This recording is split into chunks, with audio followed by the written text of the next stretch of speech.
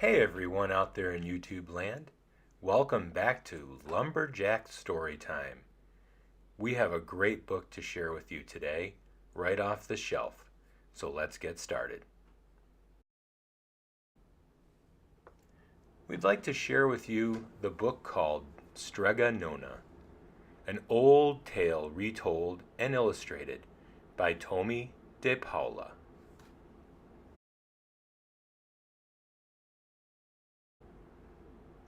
In a town in Calabria, a long time ago, there lived an old lady everyone called Strega Nona, which meant Grandma Witch. Although all the people in the town talked about her in whispers, they all went to see her if they had troubles. Even the priest and the sisters of the convent went, because Strega Nona did have a magic touch. She could cure a headache with oil and water and a hairpin. She made special potions for the girls who wanted husbands, and she was very good at getting rid of warts. But Strega Nona was getting old, and she needed someone to help her keep her little house and garden. So she put up a sign in the town square.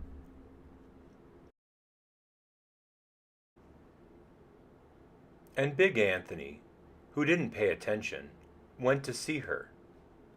"Anthony," said Strega Nona, "you must sweep the house and wash the dishes. You must weed the garden and pick the vegetables. You must feed the goat and milk her. And you must fetch water. For this I will give you 3 coins, and a place to sleep, and food to eat." "Oh, grazie," said Big Anthony. "The one thing you must never do," said Strega Nona, "is touch the pasta pot. It is very valuable, and I do not let anyone touch it." "Oh, see, yes," said Big Anthony. And so the days went by. Big Anthony did his work, and Strega Nona met with the people who came to see her for headaches and husbands and warts. Big Anthony had a nice bed to sleep in next to the goat shed, and he had food to eat. One evening, when Big Anthony was milking the goat, he heard Strega Nona singing. Peeking in the window, he saw Strega Nona standing over the pasta pot. She sang, "Bubble, bubble, pasta pot, boil me some pasta nice and hot. I'm hungry and it's time to sup. Boil enough pasta to fill me up." And the pasta pot bubbled and boiled and was suddenly filled with steaming hot pasta. Then Strega Nona sang, "Enough, enough, pasta pot. I have my pasta nice and hot. So simmer down my pot of clay until I'm hungry another day." "How wonderful," said Big Anthony. "That's a magic pot for sure." And Strega Nona called Big Anthony in for supper. But too bad for Big Anthony, because he didn't see Strega Nona blow 3 kisses to the magic pasta pot. And this is what happened. The next day, when Big Anthony went to the town square to fetch the water, he told everyone about the pasta pot. And naturally, everyone laughed at him, because it sounded so silly. A pot that cooked all by itself? "You'd better go and confess to the priest, Big Anthony," they said. Such a lie. And Big Anthony was angry, and that wasn't a very good thing to be. "I'll show them," he said to himself. "Someday I will get the pasta pot and make it cook, and then they'll be sorry." That day came sooner than even Big Anthony would have thought, because 2 days later Strega Nona said to Big Anthony, "Anthony, I must go over the mountain to the next town to see my friend Strega Amelia. Sweep the house and weed the garden, feed the goat and milk her for your lunch. There are some bread and cheese in the cupboard. And remember, don't touch the pasta pot." "Oh, yes, yes, Strega Nona," said Big Anthony. But inside he was thinking, "My chance has come." As soon as Strega Nona was out of sight, Big Anthony went inside, pulled the pasta pot off the shelf, and put it on the floor. "Now, let's see if I can remember the words," said Big Anthony. And Big Anthony sang, "Bubble, bubble, pasta pot, boil me some pasta nice and hot. I'm hungry and it's time to sup. Boil enough pasta to fill me up." And sure enough, the pot bubbled and boiled and began to fill up with pasta.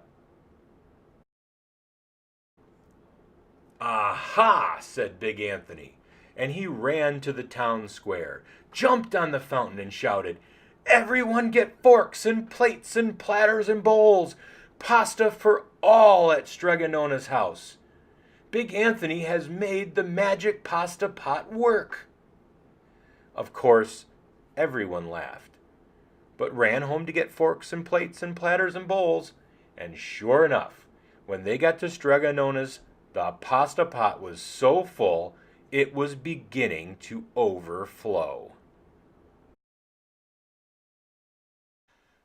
Big Anthony was a hero.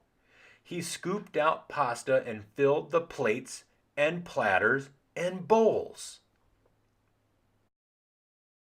There was more than enough for all the townspeople, including the priest and the sisters from the convent. And some people came back for 2 and 3 helpings. But the pot was never empty. When all had had their fill, Big Anthony sang, "Enough, enough, pasta pot. I've had my pasta nice and hot.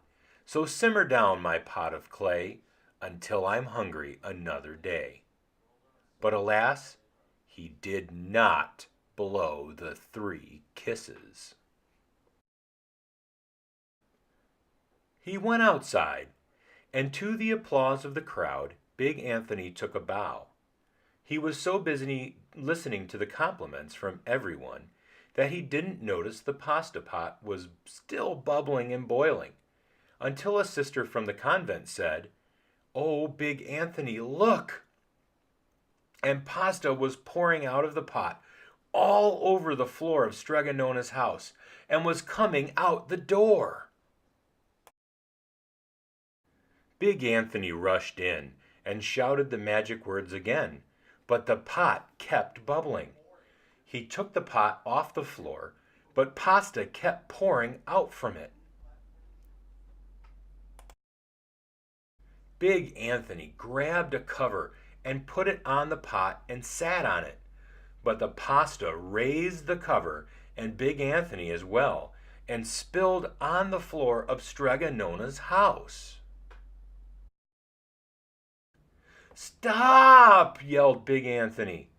But the pasta did not stop, and if someone hadn't grabbed poor Big Anthony, the pasta would have covered him up. The pasta had all but filled the little house. Out of the windows and through the doors came the pasta, and the pot kept right on bubbling. The townspeople began to worry. "Do something, Big Anthony," they shouted. Big Anthony sang the magic song again, but without the 3 kisses, it did no good.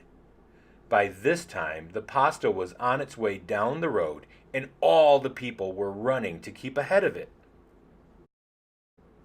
"We must protect our town from the pasta," shouted the mayor. "Get mattresses, tables, doors, anything to make a barricade."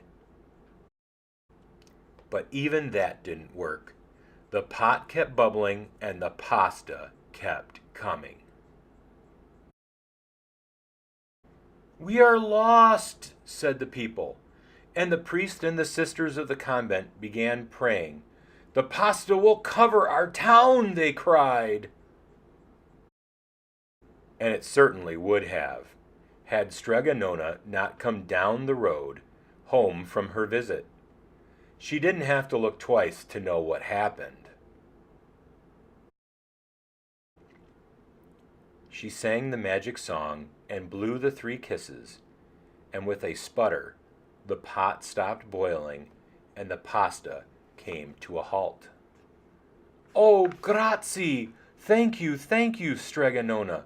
the people cried. But then they turned on poor Big Anthony. "String him up!" the men of the town shouted. "Now wait," said Strega Nona.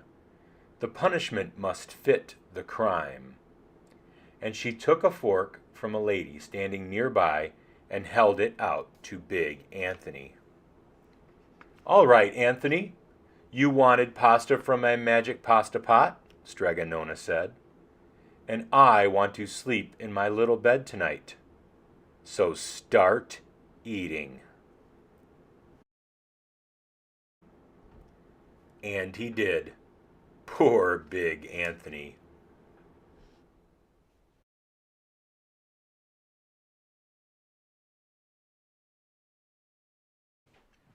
This has been Strega Nona, an old tale retold and illustrated by Tommy DePaula.